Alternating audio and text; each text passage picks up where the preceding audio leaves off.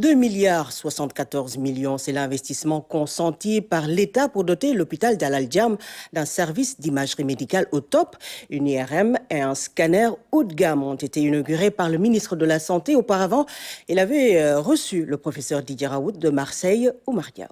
Ouvrir le centre hospitalier national d'Al Djam a été un véritable défi. Toutes les conditions n'étaient pas réunies, mais il a bien fallu commencer avec les moyens du bord. Nous venons de loin, nous avons réalisé énormément de choses. Et quand on visite cet hôpital, on peut être fier de ce que son Excellence le Président Macky Sall a fait dans ce pays en matière d'avancée sur les plateaux techniques, en matière d'avancée de manière globale sur la santé. Aujourd'hui, Al Djam se caractérise par la qualité de son plateau technique. Le service d'imagerie médicale s'est renforcé de 2 outils essentiels. L'inauguration de l'IRM et du scanner. On a même procédé à la visite également des laboratoires. Contrairement à la radiographie classique ou au scanner, l'IRM, imagerie par résonance magnétique, est fondée sur les propriétés des atomes d'hydrogène contenus dans les tissus. Des outils d'aide-diagnostic haut de gamme. C'est véritablement un relèvement significatif qui permet à notre pays de se positionner comme un hub sous-régional en la matière.